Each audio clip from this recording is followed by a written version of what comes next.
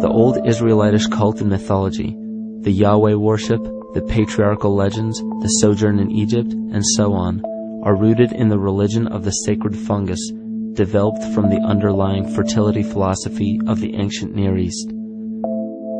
The Jewish mitre, Muslim turbans, and military berets are derivations of the symbol of the mushroom cult. One of the first and most prominent, however, was the stellar cult, and a number of these ancient cults were created for shamanic purposes and earthly stewardship, yet some were taken over with different intentions.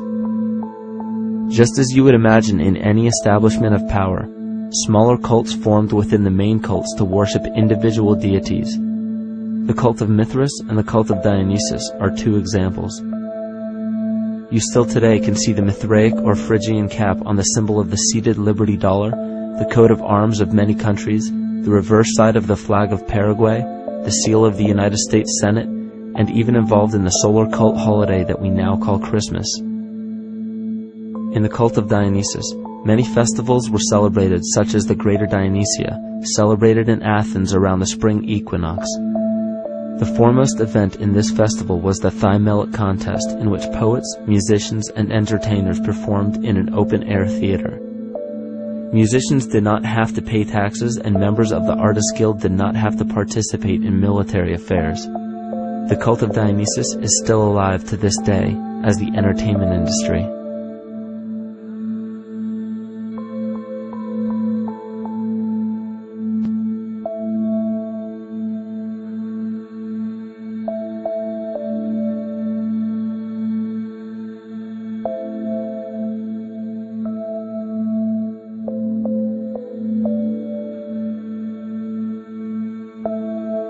These cults still exist in many important positions of power throughout the entire civilized world.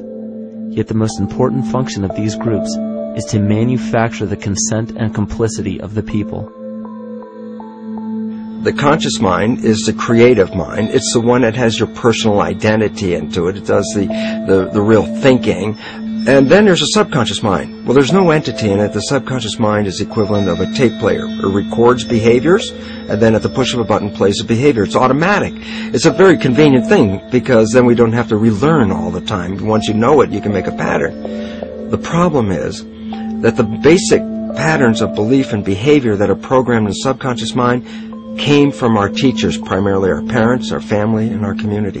So most people don't even understand how easily we're influenced by our environment.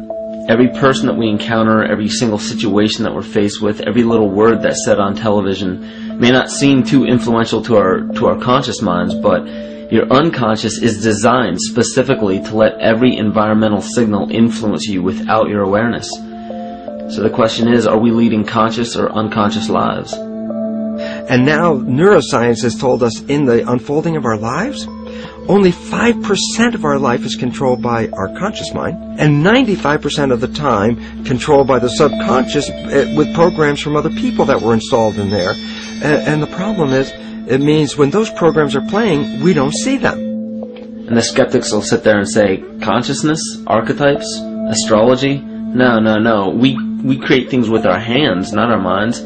Archetypes aren't physical. They can't influence me.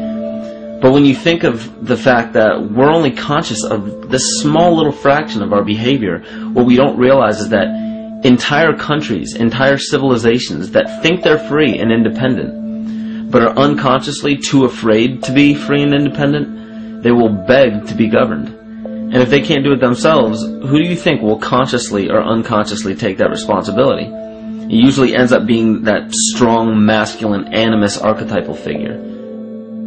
When we think we're in danger, we're not looking for our mother to nurture us. We want our father to protect us.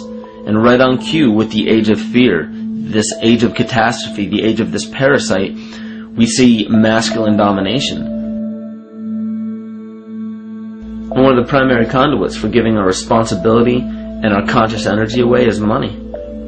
We surely don't want to admit that our dependency on money is flawed, because that would imply that the fault is our own. And God forbid we take responsibility for our lives, so we blame the money. This is the cornerstone of the entire illusion being built around us by the false ego. Money is said to be the root of all evil. yet it cannot be evil because money is only a symbol.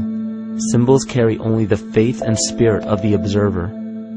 This means that the symbol of paper money, yet it cannot be evil because money is only a symbol. Symbols carry only the faith and spirit of the observer.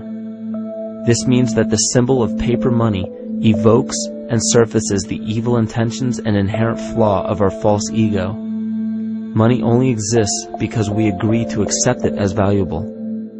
And to further illustrate our incapacity for freedom, we've given the control of our faith-based money to a private corporation instead of the federal government. There is no law stating that we have to use Federal Reserve notes as currency. We choose to because we fear the alternative: independence.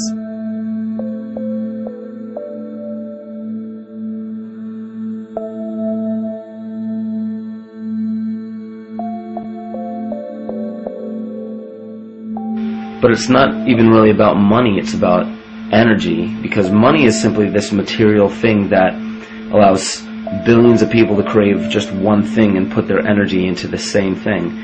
It's not the plasma TV or the house or the lifestyle or the job or the significant other or the status that we're really after, because we know that we're empty.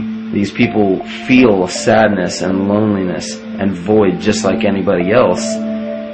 And they either want to fill that void with materialism because they think that that'll make them feel better, or they want to sedate the void feeling with material possessions. So it all comes back to this feeling of having to put our dependency into an external source, something that we have absolutely no control over. What we're seeing right now is with all the competition of each other destroying each other, wars, competing for material existence, raping the planet and tearing it apart to get some pieces of it to hold in your hands and say you won the game. Every one of those moves is destructive, not just of the planet, but of human civilization, because human civilization will thrive with cooperation and will die with competition. And if you operate from these truths, then you end up with the extinction that lies before us. You see, we all have demons, so to speak. We all have inner demons in our lives, but we expect to see devilish monsters or dark apparitions when you think of a demon, kind of like what you'd see in the cinema. But our demons are really the people in our everyday lives, the people that we argue with, the people that we envy or hate, the ones we physically or emotionally harm in some way, shape, or form. And it's not because we envy or hate qualities in these specific people as much as we hate the fact that they remind us of ourselves. They reflect qualities about ourselves that we wish we had more of, or that we wish we didn't have at all.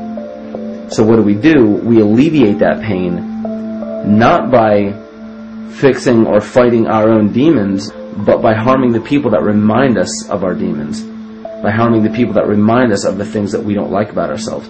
And when we become frustrated that we're not in control of our emotions because we don't really know what's affecting our emotions, we take it out on others. We take it out on absolutely anything else that can show us or act as a catalyst for our hatred.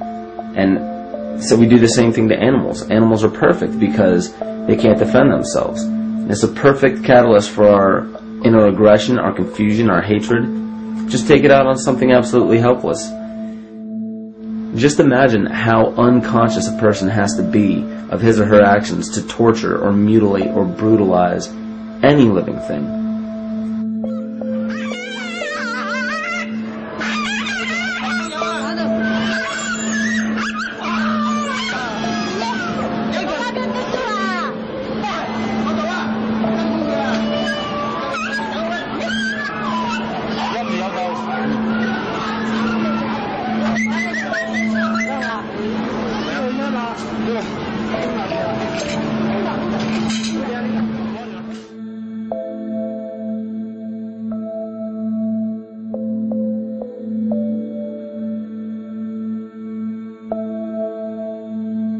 It goes down, and he'll be here, and we can. Ouch! Ooh, he bit you. Look at his tail. Is it common with their kids, maybe? He's a big guy. That's